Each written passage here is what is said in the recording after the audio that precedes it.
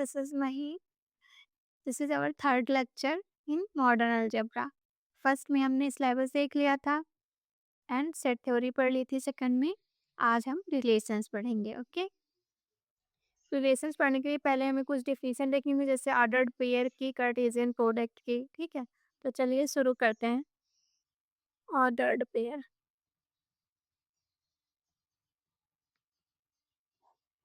ठीक है, ordered pair क्या होता है?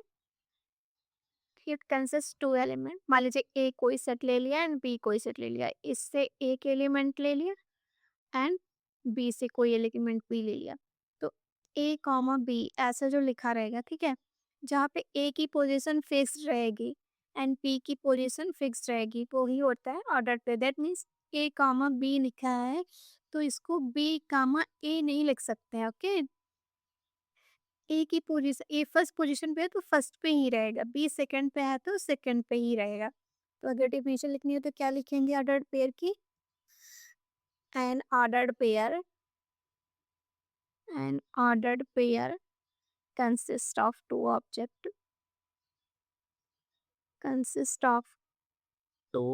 objects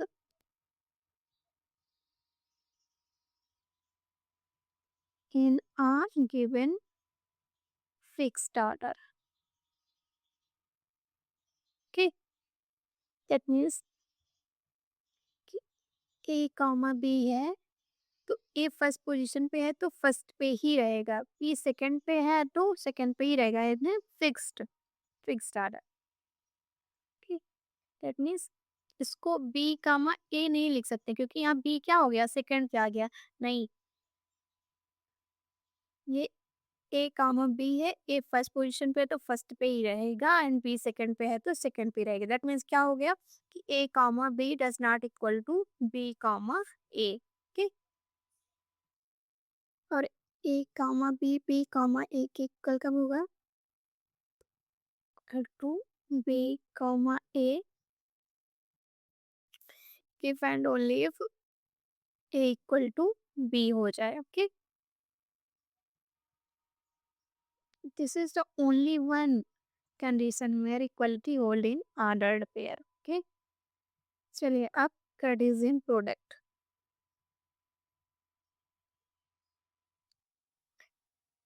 late A and B two sets. कोई दो सेट ले लीजिए. Then Cartesian product of A and B is defined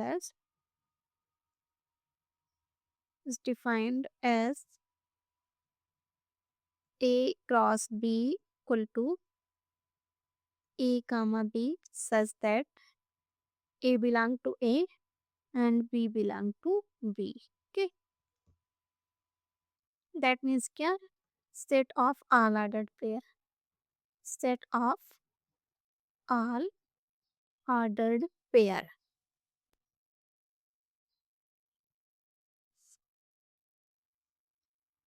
A comma b such that a belong to a and b belong to b. Okay, तो जो ऐसा set होगा यही होगा Cartesian product of A and B. कुछ इसकी properties होती है. मान लीजिए ए की कार्डिनलिटी एन है एंड बी की कार्डिनलिटी एम है, तो ए क्रॉस बी की कार्डिनलिटी हो जाती है एन कामा एम. ओके, इसको एक एग्जाम्पल समझते हैं. मान लीजिए ए इक्वल टू हमने लिया 1 2 and B equal to 3 4. Okay, और ए क्रॉस बी निकालिए. ए क्रॉस बी क्या हो जाएगा? देखिए ए यहाँ पे है ना, तो फर्स्ट पोजीशन पे क्या रहेगा, एक एलिमेंट रहेंगे. तो 1 को 3 के साथ खींचिए, 1 को 3 के साथ दे, 1 को 4 के साथ. ओके, फिर अब 2 पे आ जाइए, 2 को 3 के साथ कॉमा 3 एंड देन 2 को 4 के साथ. देखिए यहाँ से कार्डिनलिटी क्या निकल रही है, ए की कार्डिनलिटी 2 है एंड बी की भी 2 है, तो ए क्रॉस बी की क्या हो जाएगी 2 इंटू 2 इक्वल टू 4। देखिए 4 एलिमेंट है 1 2 3 4। ओके, देखिए आप सोचेंगे 3 1 भी तो बन सकता है ना, लेकिन 3 1 नहीं बिलोंग करेगा ए क्रॉस बी में, क्योंकि हमें ऑर्डर्ड पेयर लेना। ऑर्डर्ड पेयर क्या होता है, जो ऑब्जेक्ट हो वो फिक्स्ड ऑर्डर में होते हैं। यहाँ पे ए क्रॉस बी है, तो ए हमारा फिक्स, ए फर्स्ट पोजीशन पे है तो फर्स्ट पोजीशन पे ए के ही एलिमेंट रहेंगे, बी सेकंड पे है तो सेकंड पे बी के ही एलिमेंट रहेंगे। मान लीजिए आपने 3 1 ले लिया, ठीक है, तो यहाँ 3 कहाँ पे बिलोंग कर रहा है, बी में, एंड 1 कहाँ पे बिलोंग कर रहा है, ए में। तो ये देखिए फर्स्ट पोजीशन बी यहाँ पे सेकंड पे है, लेकिन यहाँ 3 क्या है, सेकंड पे है, सॉरी फर्स्ट पे है। दैट मीन्स 3 1 नहीं बिलोंग करेगा ए क्रॉस बी में। हाँ, बी क्रॉस ए में बिलोंग करेगा। बी क्रॉस ए में क्यों बिलोंग करेगा, क्योंकि 3 बिलोंग कर रहा है बी में एंड 1 बिलोंग कर रहा है ए में। अगर बी क्रॉस ए लेंगे तो फर्स्ट एलिमेंट क्या है, बी का रखेंगे तो बी का, एंड सेकंड 1 का, ए का, ठीक है, तो ये होगा। तो क्या निकला यहाँ से निष्कर्ष कि A cross B does not equal to B cross A. Okay, अब ये जो हमने ए बी सेट लिया था, अगर यहाँ से बी क्रॉस ए निकालिए तो क्या हो जाएगा, बी क्रॉस ए, तो पहले बी फर्स्ट पोजीशन पे है ना, तो पहले बी के एलिमेंट, तो 3 1 एंड 3 2, देन 4 का ले लीजिए, 4 1 एंड 4 2। ओके, ये बी क्रॉस ए का एलिमेंट होगा। अब देखिए इनमें इक्वलिटी कब होगी, A cross B equal to B cross A if and only if A equal to B. या तो ए इक्वल टू बी हो जाए, या फिर आइदर ए इक्वल टू 5 और B equal to 5। Okay, that means या तो ए इम्पटी सेट हो जाए या फिर बी इम्पटी सेट हो जाए, या फिर ए बी के बराबर हो जाए, तभी इक्वलिटी होल्ड करेगी, नहीं तो ए क्रॉस बी बराबर नहीं होगा बी क्रॉस ए के। ओके, तो इक्वलिटी कब होल्ड करेगी, सिर्फ 3 कंडीशन में, ए इक्वल टू बी हो जाए या फिर कोई एक इनवर्टी सेट हो जाए। ओके, तो इसे कैसे लिख सकते हैं, A cross B equal to 5, इनवर्टी कब होगा, इनवर्टी कब होगा, if and only A equal to 5 और बी इक्वल टू 5, कोई एक एलिमेंट कोई एक सेट इम्पटी रहेगा, तो ये कार्टेशियन प्रोडक्ट हमारा क्या हो जाएगा, इम्पटी होगा। Okay, that means a cross phi equal to phi and phi cross a equal to phi। phi यहाँ याद रखिएगा, phi का मतलब, जो मैं phi बोल रही हूँ उसका मतलब इम्पटी सेट है। ओके, अब कुछ और प्रॉपर्टीज देख लेते हैं, जैसे a cross b union c। यहाँ पे a b c हम सेट लेके चल रहे हैं, ठीक है, तो जो कार्टेशियन प्रोडक्ट होता है वो डिस्ट्रीब्यूट होता है, यूनियन पे होता है, इंटरसेक्शन पे होता है, माइनस पे होता है। A cross B union C, ये किसके बराबर होगा, A cross B union A cross C. Okay, next A cross B intersection C क्या होगा, ये होगा A cross B intersection A cross C. Okay, ये प्रॉपर्टीज हैं सारी कार्टेशियन प्रोडक्ट की। ओके, इसी तरह माइनस पे ले लीजिए, A cross B minus C equal to A cross B minus A cross C. Complement set का देख लीजिए, A cross B complement union C complement का होल कॉम्प्लीमेंट, ये क्या किसके बराबर होगा, ए क्रॉस बी, और यहाँ यूनियन जो है इसका इंटरसेक्शन हो जाएगा, intersection A cross C. Okay, इसी तरह A cross B dash intersection C dash का होल डैश, ये डैश का मतलब कॉम्प्लीमेंट है। ओके, तो ए क्रॉस बी और यहाँ इंटरसेक्शन का यूनियन बन जाएगा A cross C. Okay, and if A contained in B, this implies A cross C contained in B cross C for any set C. Okay, for any set C. Okay, इसी तरह इसका उल्टा ले लीजिए, मान लीजिए C contained in D. This implies A cross C contained in A cross D for any set A. Okay, अब इसी से और डेराइव कर लीजिए कि मान लीजिए A contained in B and C contained in D, तो ये क्या इम्प्लाई करेगा कि A cross B contained in C cross D। देखिए A किस में कंटेंड है, B में।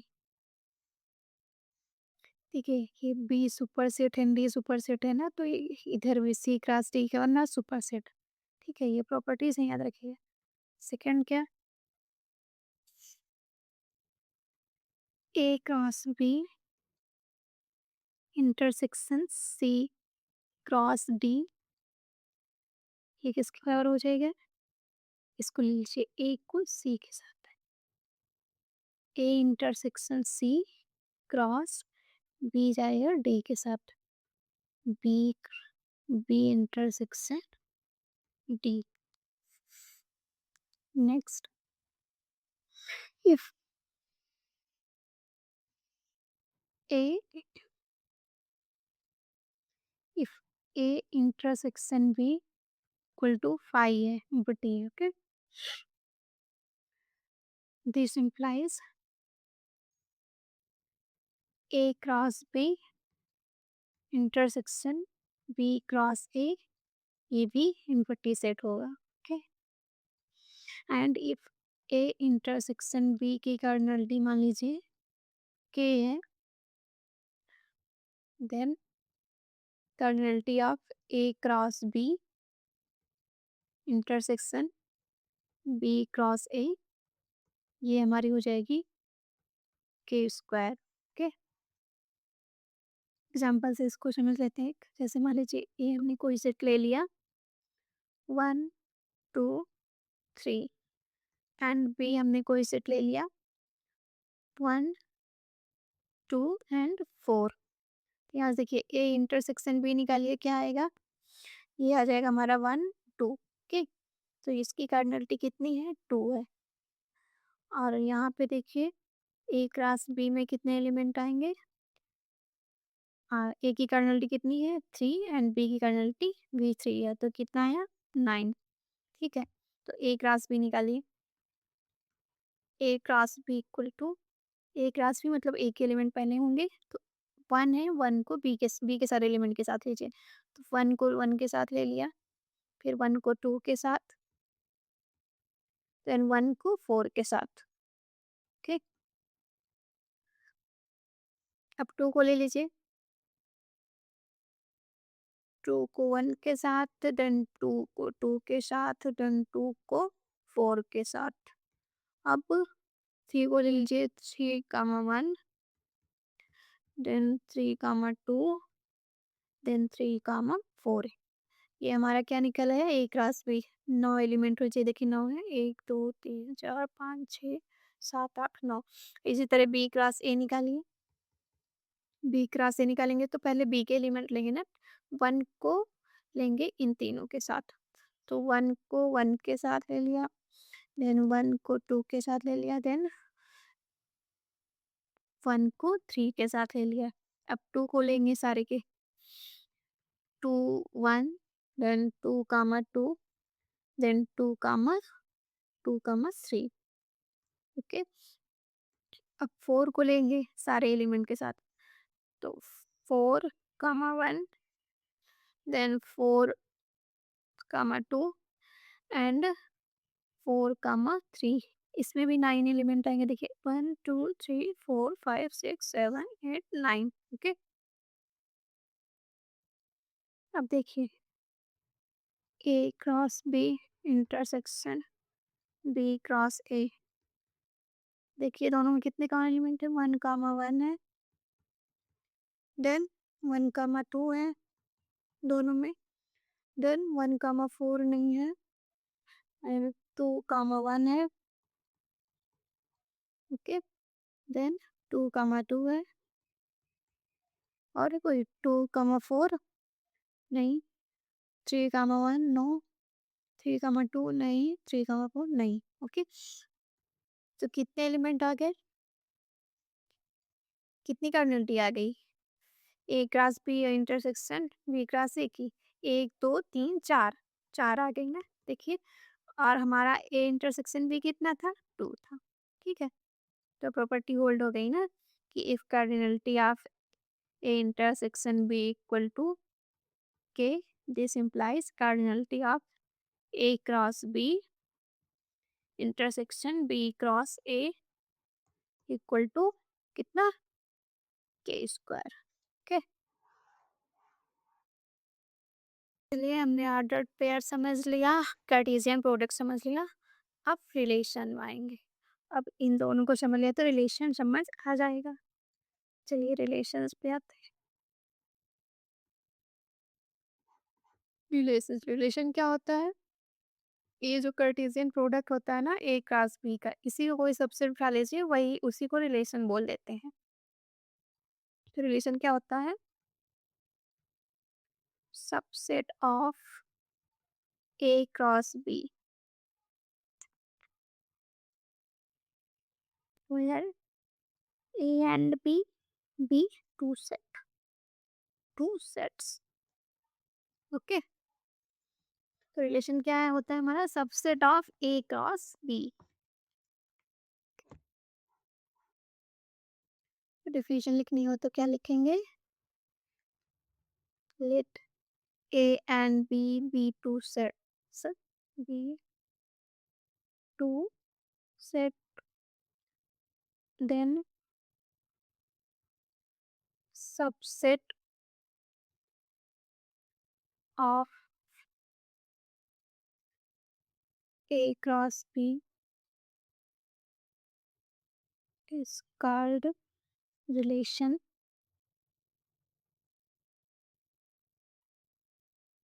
from A to B।